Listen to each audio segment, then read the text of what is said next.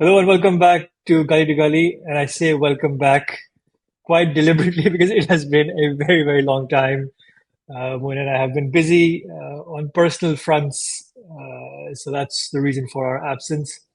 Although there's been lots and lots of cricket going on, especially in the recent few weeks, which we'll try and cover all the controversies.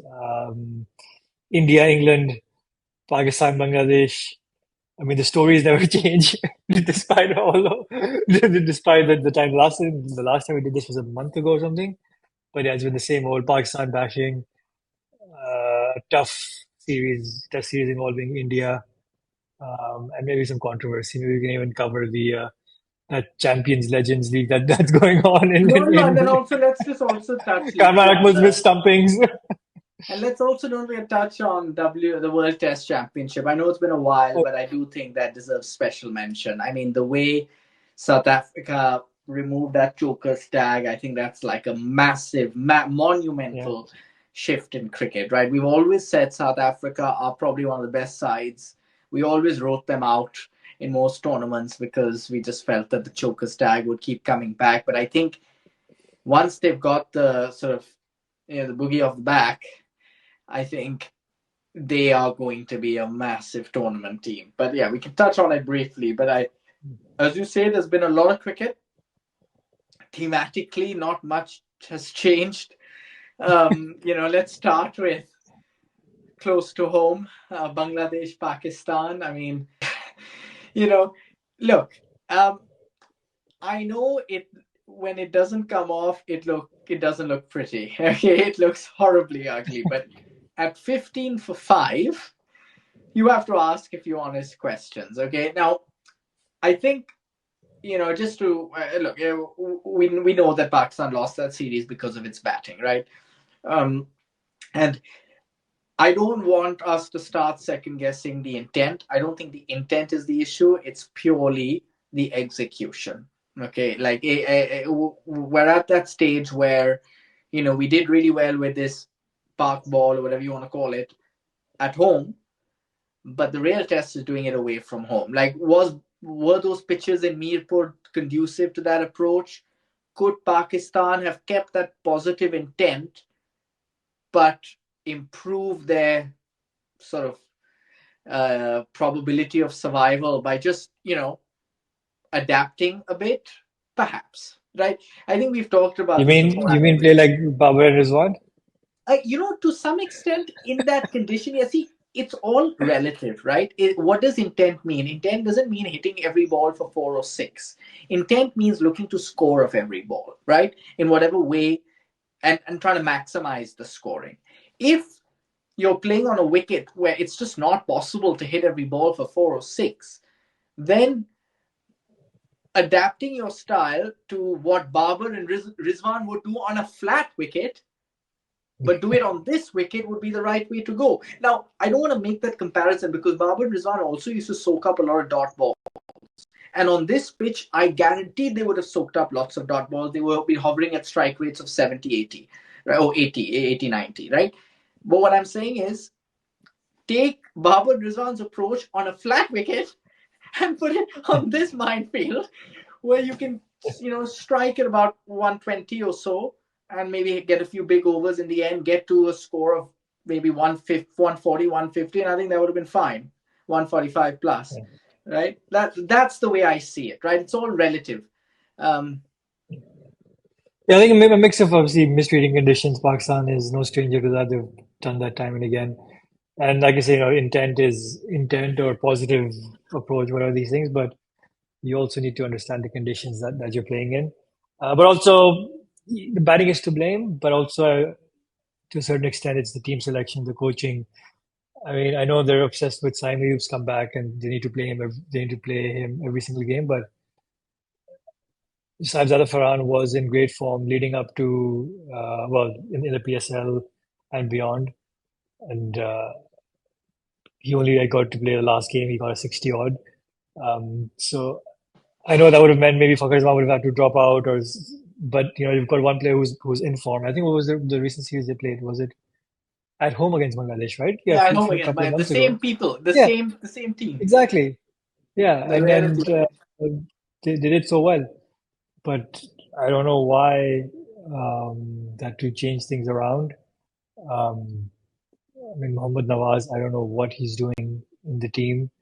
I think he's just in the team so that Shah Khan can just walk back in and I hopefully know. easily be dropped. I like.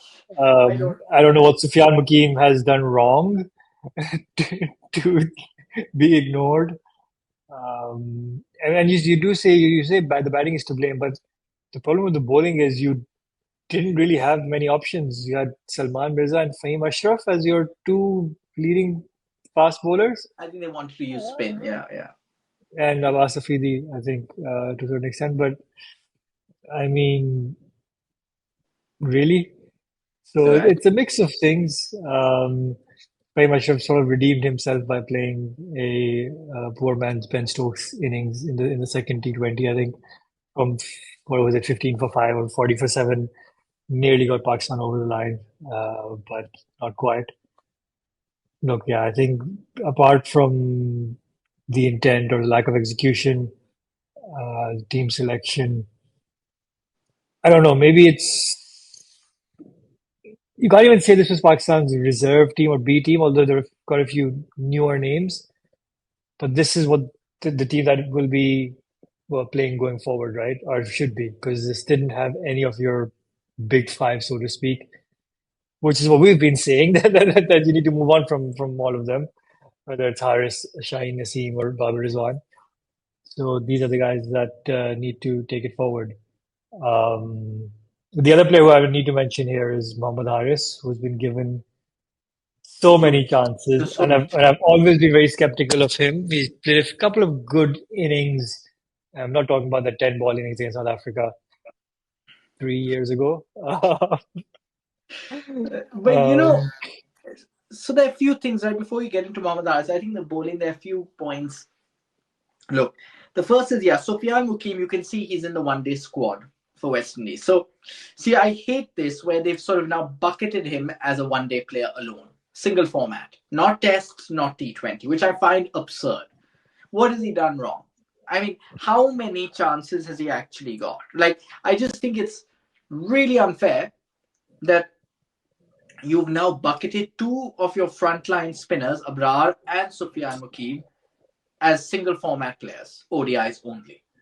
Not in tests for obvious reasons because you've got others, and not even weirdly in T20 cricket. Like, what is the rationale? What do you see in him that makes you think that he's not good enough to play T20 cricket but good enough to bowl 10 overs of ODI and it's cricket? not that you've got world beaters, Yeah, in those exactly. It's not formats. exactly. It's not like you've got like some next level T20 specialists who are running the world when it comes to franchise leagues who will walk in at any team. No, of course not. Like it's just that's just bizarre. Now, I do have some sympathy with the fucker Sam and Saibzada Farhan thing. Now, hindsight is a wonderful thing, so I would have been wrong. But I think when you've got Fakir and Sam, right, and they haven't quite played together in a while, right, because one was injured, then the other got injured. I think it's important to give them a go, right? And Sam Ayub, you need to get him back into the groove, so he does need to play every game. The question was Fakhr or Saibzada Farhan. And look, I feel bad that Fakhr Zaman's questioning in the team is always scrutinized. His place in the team is always scrutinized. No matter how much he proves time and again how he's such a linchpin, we are very fickle people. As I think I've used that word a lot recently, but Pakistanis are quite fickle when it comes to their batters, right? So when it comes to Fakhr Zaman, because I do believe that you don't have a bigger match winner than him. So unfortunately, as it happens, there's no place for But has Saad he? Dada You Farhan. say that, but has he done it in a T20? He's done it But in there's ODI no cricket. reason why he I can't. don't. The reason he didn't do it was because he was batting at number four for the longest time. Number three, number four. The Because only highlight people talk of for his one T20s is that two sixes hit of Mitchell Stark in that semi-final that Pakistan ended up losing what two anyway, sixes they were, though, let me say. or three, No, yeah, but it or was whatever it 52 was. runs he scored, Yeah, right? He scored 52, didn't he? yeah. Yeah, But only towards the end, right? I mean, it's not like he'd hit 50 of 15 balls, right? So it true. was still like whatever, But I 20 think, something. but I think you'd agree that he if he was allowed to open throughout, Like, if you remember, he was made number 3, then he was made number 4, then he was dropped. Like, there's no reason why he can do it in one-day cricket and non T20 cricket when his whole game is focused on like big hitting. Like, Yeah. I don't know. There's some. I just feel in one-day cricket, his role is very clear.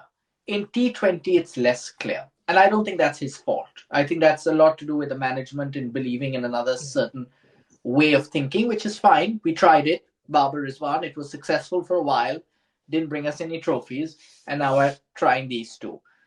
But now, your the other thing to your point is maybe Muhammad Haris gets dropped, and you have Fakhri Zaman dropped to 3, which works. But then you're without a keeper. Yeah. And that's why Muhammad Haris keeps getting again and again. And he knows it. It's because of his keeping. Yeah, and then you go back to Rizwan otherwise. Yeah, I mean, that's the Or shame. Usman Khan. Tawbah karo yaar. So yeah, it'll probably be another merry-go-round. People will move around. The other person, player I want to talk about is Hassan Nawaz, who, despite that one innings against New Zealand and then decent PSL, or probably more than decent PSL, has proven again that the PSL is what it is. Because I, the guy has what now, 6, 7 ducks in 10 innings? yeah, and the way he got out, some of those shots were so poor. So poor. Like, when you looked I'm sorry I keep making this comparison, right? But people searching Hassan Nawaz, I saw a social media post. I'm not going to say who, but there was a comparison about Hassan Nawaz and Shubman Gill. Because Gill started as some a brash, like aggressive player, and I'm like, in what world are you living? Like, I mean, on one hand, you've got an all round, exceptionally gifted, and perhaps destined for greatness batter, and on the other hand, you have Shubman Gill. No, I'm kidding. No, no, no, no, no, no, no, I'm kidding. I'm kidding. I'm kidding. And on the other hand, you have Hassan Nawaz, right? I mean, it's night and day. And it's not just Shubman Gill. You take anyone, you take Shreyas Iyer, you take even Washington Sundar, you take Ravi, you take whoever. Like, I don't know what it is, but somehow these talented players that come out of Pakistan, whether it's Haider Ali before him, Umar Akmal before that, there is just a lack of application at the crease. Yeah. Whether they feel inflated, their egos get inflated because of the sheer quality of batting in Pakistan's domestic leagues and PSL, that they think they're on top of the world before they actually even set foot in the world, or is it that they're just not as talented, or they don't have the required coaching to actually translate their Yeah. intent into proper, to proper scores? I don't know. But the point is, you can't keep, like, Hassan Nawaz is, like, don't get me wrong, when he hits those shots, sometimes I'm like, okay, we've been missing this for a long time. But then when he gets 5 ducks after that, in which team in the world where would you be allowed to have 5 ducks and still have your place ironclad at number 5 and also get an ODI call up? Which, Yeah. talk to me. Yeah, it's bizarre. I mean, there is some level of you need to back the right players, but this is a bit Yeah, absurd. and you're hoping that Sam Ayoub's success like the same thing we all kept saying about Sam Ayoub, duck after duck, after 2, after 3, after 4, and then he really made it big. But again, Yeah, when but he you only say made it big really for like made it big, 3, 4 months. exactly. I know exactly what I'm going to say. Really made it big meant 2 centuries in South Africa. Let's be honest, right? That's what it meant. So let's just Yeah. put things into a bit of perspective. Now, I was, he was unlucky with injury, but Zahid, like, what guarantee did we have that Sam Ayoub was going to have a stellar Champions Trophy? Like, nothing. No. Um, but yeah, credit to Bangladesh, of course. Well done to them. They did their bit. Look at The only thing, Look at the way you even said it. I guess credit to Bangladesh then.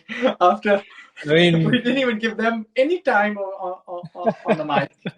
But yes, look, I think they did really well. I think um, you could tell they bowled to plans. You could tell yeah, the plan was simple. Wait for Pakistan to make a mistake. Their execution is not good enough. Don't be afraid to do different things if you get smacked for a boundary or two. Pakistan will give you your chances, and you just have to take them. Even when they didn't take them, we gave them enough chances to take future. Yeah. Like we gave them a chance to I not. mean, the first game was when Pakistan scored 40 something. Yeah, you We had dropped. like 5 chances. Yeah, you dropped four or Twice, five I times. think. Yeah, I think, yeah. but that's what I mean. It's minus 40 from that total, and you're on another sub 100 score. Like Yeah. that's my point. Like Pakistan, like it's very easy. Like and you can tell Hassan Nawaz, he's really good on a flat wicket. Maybe he's quite good when it bounces a little, but on a bit of a spinning, moving, seaming track, Yeah. like he's so clueless. Like they all hit through the Yeah. line, they premeditate their shots. Like it's quite easy knowing that unless they're on a feather bed of a wicket, they're going to run into problems. And Yeah. that's what happened. Now, I think Pakistan were a bit unlucky that Salman Agha didn't score, right? Now, I think it's a Yeah. bit unfair to start questioning him. I think he's done pretty well across Yeah. formats, right? Someone said, "Oh, he's captaincy pressure," and he was like, "No, actually, since captain, I've become better." And you're like, "Well, actually, that's because you only played one game before being made captain, okay? In T20 cricket, let's be honest, maybe 2 games, and you got one duck and 1-1 or something like that, right?" But we all know that he's a guy to back, right? But I did feel that on wickets like these is where your anchor needs to step up, right? On Yeah. flattest of wickets, the anchor just plays a supporting role. But it's on pitches like these that your anchor plays the main Yeah. role.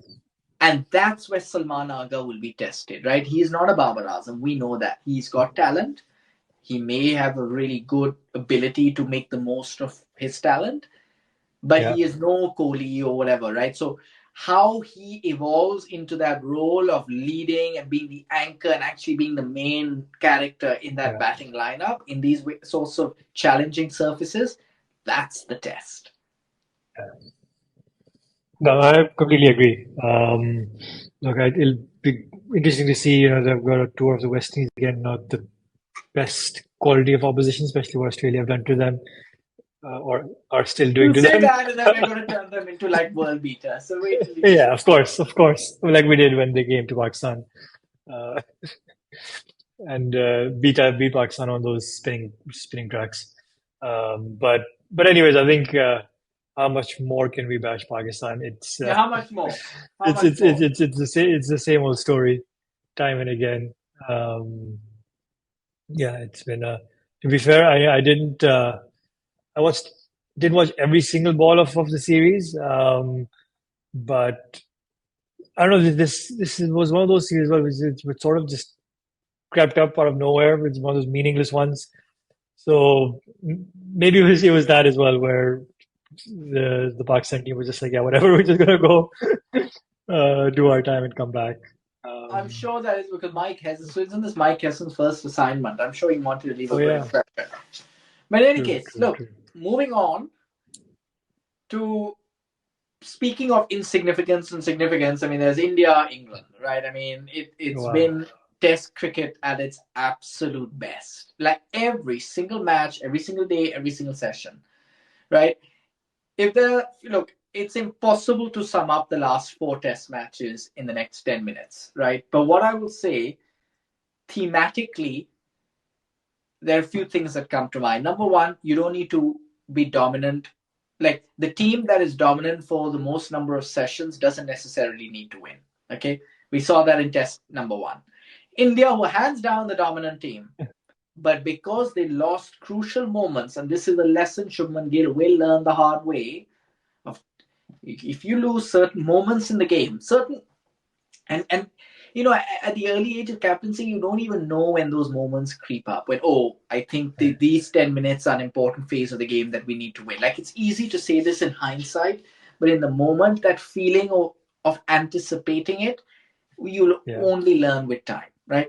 So India lost in those little moments, and then in the last couple of sessions, it was all England, right? So that's number one, right? And that's what makes Test cricket so amazing. Number two, lightning most certainly does strike twice, whether it's Shoaib Bashir, whether it's Glenn Mushtaq, whether it's you name it, It strikes me. When it strikes twice. I mean, Mohammad Siraj probably hasn't middled a ball better in his life. Yeah, You know, and to think that they were putting Jofra, Ben Stokes, everybody bowling and all, and they're like, okay, Shoaib Bashir, you give it. Shoaib Bashir would probably say, oh, I was underused, 5 overs, 1 wicket for 6 runs. Like, I was underused, no one trusts me, right? no, I think he had an injury or something. He was playing like Was it with a injury? broken I hand or know, I know, something. Yeah, maybe, yeah, maybe. that's why Okay, he maybe got I'm he's wrong. out the yeah he got dropped. He's out of the series now. Um, so, but yeah, he could still bowl, and given that he ended up bowling and then ended up getting the match-winning wicket in that Test match. But yeah, it was very eerily similar to that Srinath Siklenushnak moment. Similar But situation in the game where India were way behind and then started clawing their way back, and then just before the end, lost their the last wicket. and the thing is, that like but I think something has to be said about that the strength of the mental strength and fortitude of this Indian team. Yeah, Like and they showed it again in the fourth you test. felt it in the last test. I mean, in the one that I was referring to just now, where at Lords you could tell that India didn't want to give up until the fat lady sang, and then this test match that's ended today in Manchester. The fortress for England. Subcontinent teams have always struggled, right? I know Pakistan had brief success when Wasim Wakar were in their heyday because it was Wasim's home ground, Lancashire. But Old Trafford, the ball does bounce more, right? And yet it's an amazing place to bat if you're used to the bounce, right? Yeah, So England obviously grown up there, India not so much. But the way, I mean, when you're staring at a total of 600 and something, it's so tough. yeah, And when you none for two, and yeah, then somebody told you then that they will only lose another two more wickets over the course of 1.5 days, mind boggling stuff. Like Shubman Gill, the weight of captaincy, the weight of expectation, and in that moment, I I will seldom see a better modern innings than what I saw, right? I mean, yes, I know there was a double hundred. Yes, I know. But I consider this 100 to be his best of the series. No question about it. It yeah. wasn't, he adapted his game. He really roughed it out. He really dug in. It was phenomenal, right? And for all of Gambhir's critics, Gautam Gambhir's critics, who kept saying, oh, why is he filling the team up with bits and pieces players? Like, you have to play your best bowlers and batters. Why do you have all these random, all rounders at 6, 7, and 8? Here's your answer. I There mean, you go.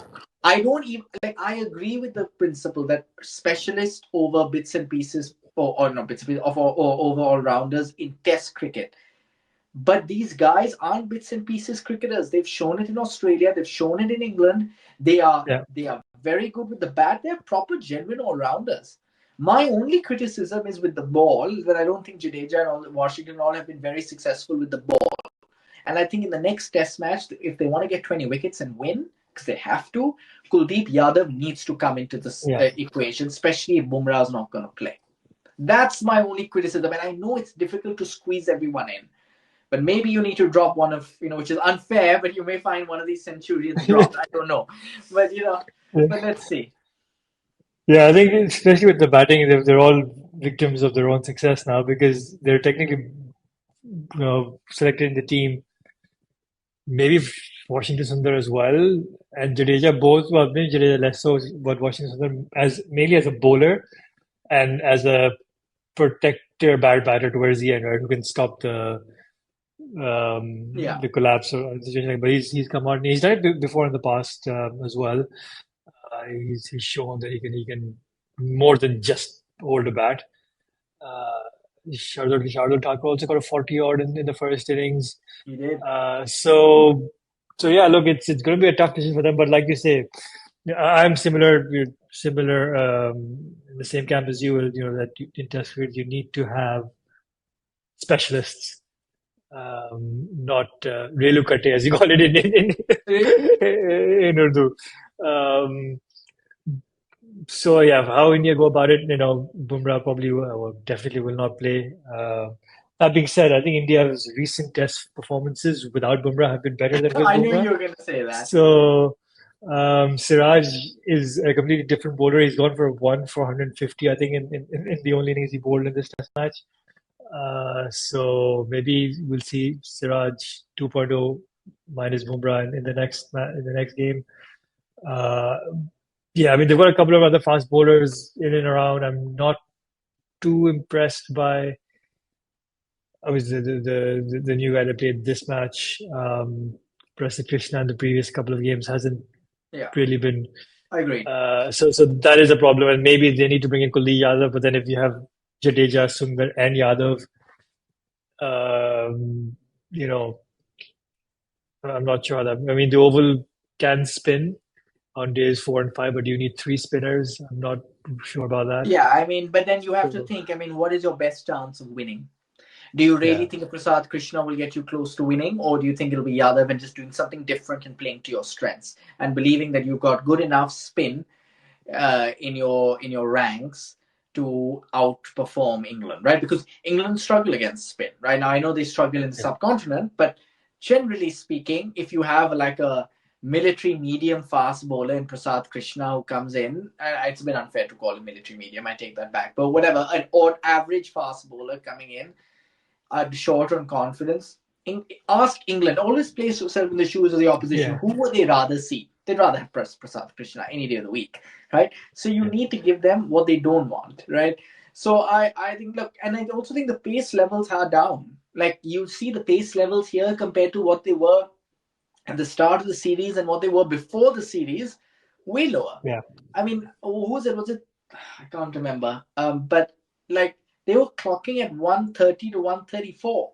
That's not going to get you much, right? Now, it could have part of it was deliberate because the ball was moving around, so you wanted to slow it up a little to let the ball move in the air and more time for it to yeah. move in the air. Fair enough.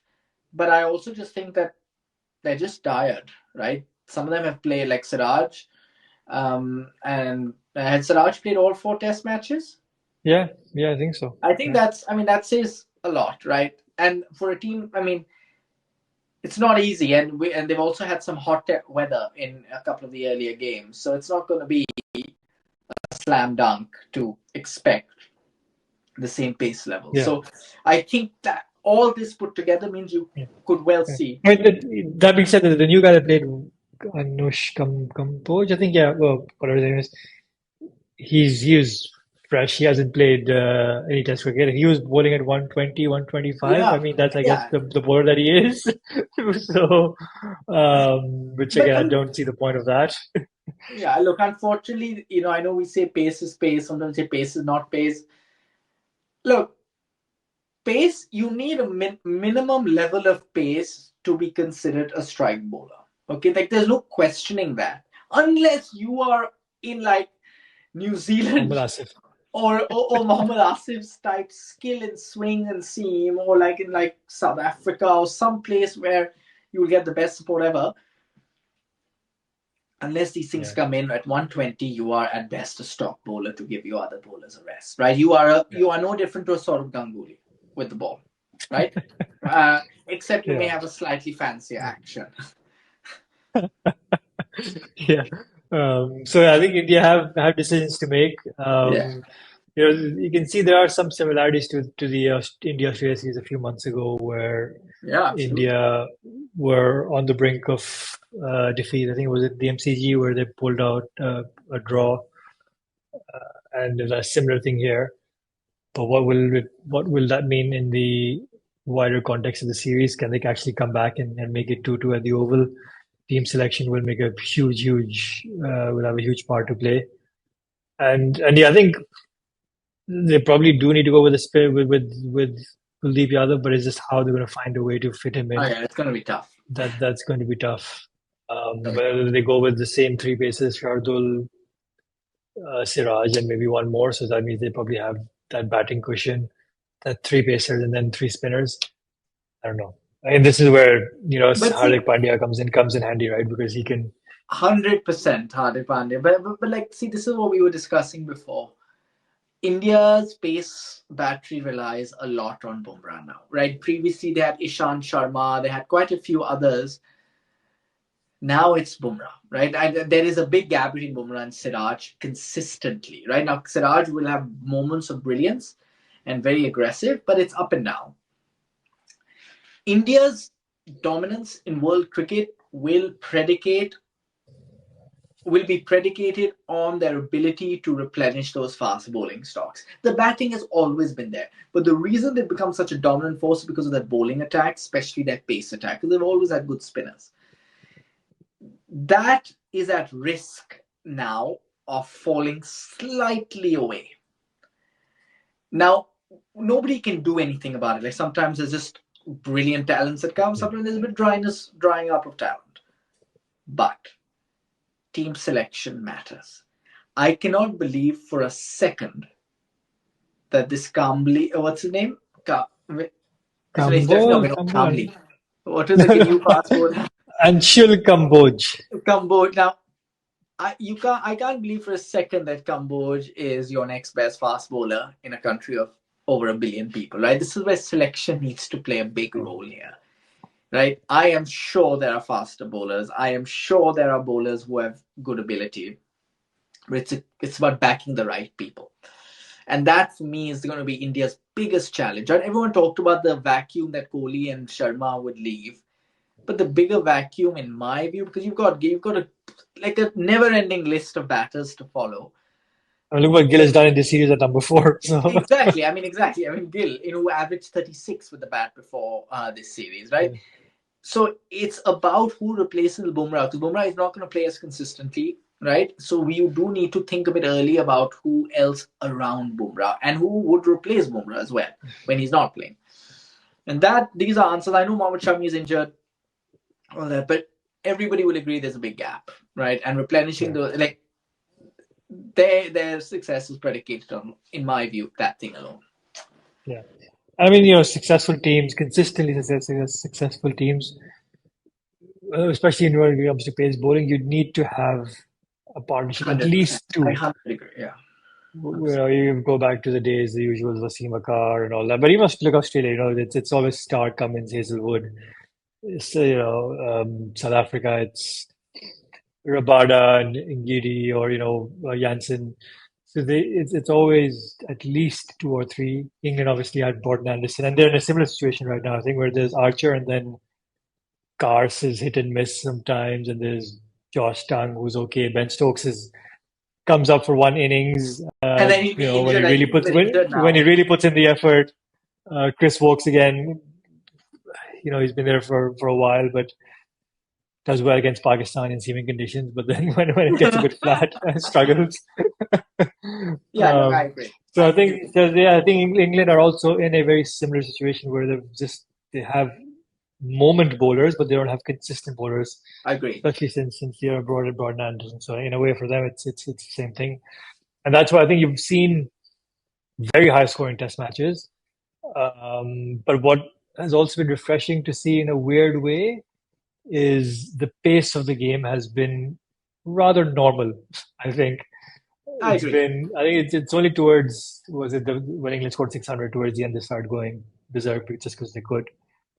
But No, I agree. predominantly, But see, this is where I it's think been good. home conditions matter, right? I think now, because at least these bowlers may not be as good England, but they're playing at home, right? So the level of domestic cricket these guys play, county cricket and all, like it matters.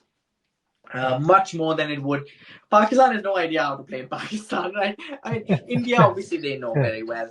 But you'll find even in other yeah, countries like England and Australia are very good when it comes to knowing their conditions internally because of just the level of county and first class Sheffield cricket that yeah. gets. So yeah, I mean it's been a fascinating series. Let's see what happens at the Oval. Like I say, team selection, who plays, who doesn't play, is going to be critical.